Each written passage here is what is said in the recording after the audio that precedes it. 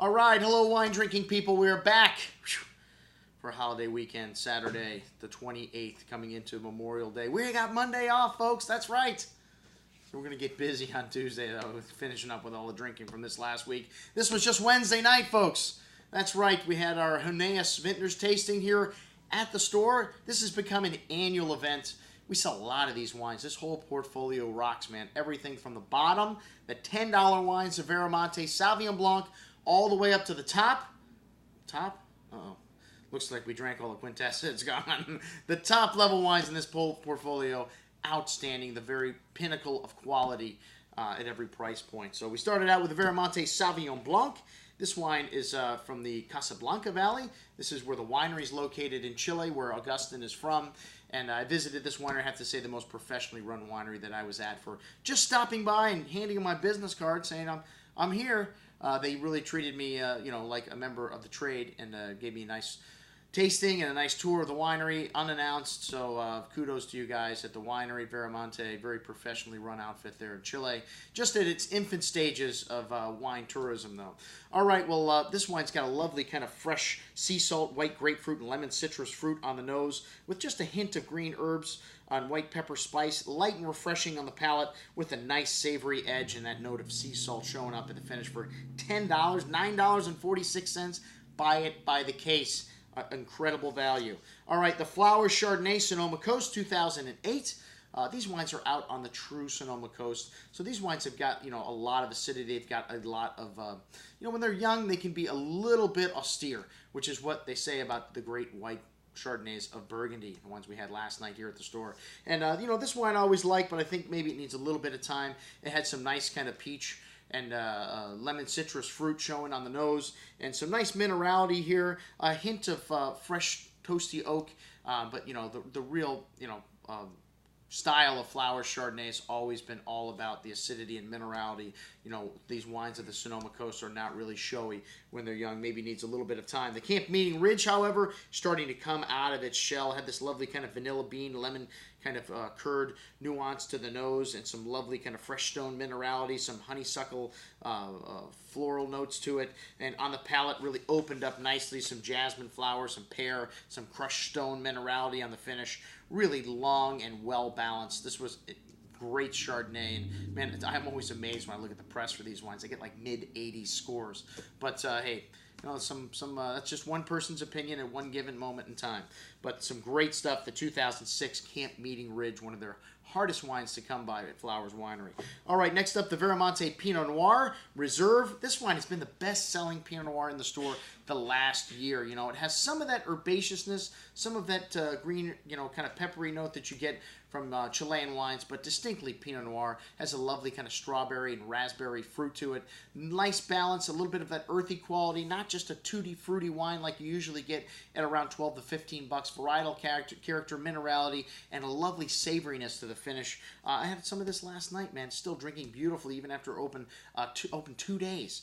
The 2009 Pinot at $12.75, a screaming value. All right, next up, the Flowers Pinot. I don't see it on the list here, but I know we drank it.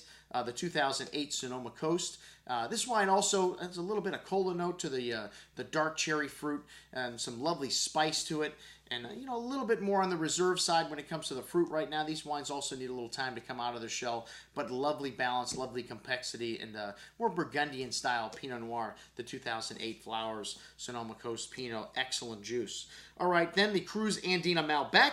And, Augustin just got into the Malbec business in Argentina. I think this may be the first or second vintage here, but really nice bottle of Malbec, man. And I'm not a huge fan of Malbec on its own, but this wine had some lovely kind of blackberry, black cherry fruit on the tongue. And one of the things Malbec misses a lot of times is that length and definition on the finish. And this wine had it with espresso, kind of cocoa spice, and, some nice acidity there. An excellent bottle of Malbec for $16.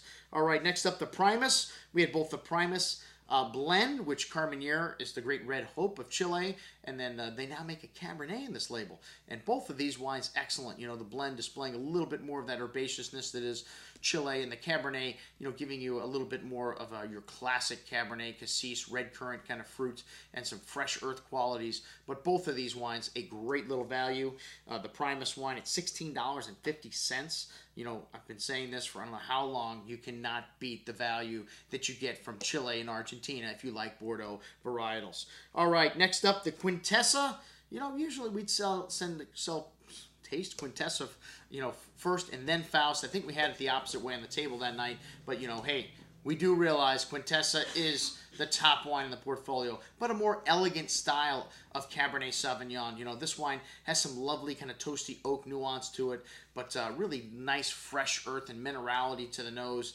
Some milk chocolate, some dark cherry, some cassis currant berry fruit, and on the palate, just lovely softness, and I think that's one of the things that people may mistake this wine for being a little light, but it has a long finish with many layers of flavors. The 2007 Quintessa, most excellent juice. My pick for wine of the night, but hey, is that any secret? The Faust was up next, and we had a lot of Faust fans here. Faust is a much bigger wine. The fruit comes from Combsville, whereas Quintessa is from Rutherford, and this wine has a lot more dark earth to it and a lot more tannic structure. The 2008 needs a little bit of time, showing wonderful complexity, but still has got so much grip on the back of your palate. You really need to show this wine last. Oh, I'm sorry, no, we showed the Zinfandels last. Zinfandel for me, well, a grape that I could leave off of the table in most cases, but the Prisoner has been a wild success, and hey, they blend it with Cabernet Sauvignon. They put a little Carignan, I think some, Charbonneau, and like 7 varietals in all in this wine.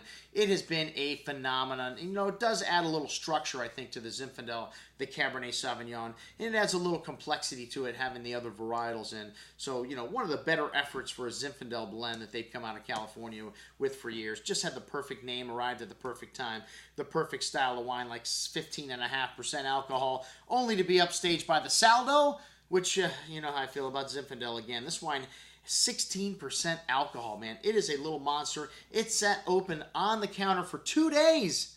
It's better after it was open 2 days without the cork in it, in my opinion. A lot of spicy raspberry, red cherry, kind of Jolly Rancher fruit on this one. You notice the heat on the finish. And, like I said, needed 2 days to open up to really show its stuff. And that's what I had to drink yesterday, folks. I'm your host, Andrew Lampasoni, signing off for the Wine Watch, saying, remember, always drink the good stuff first.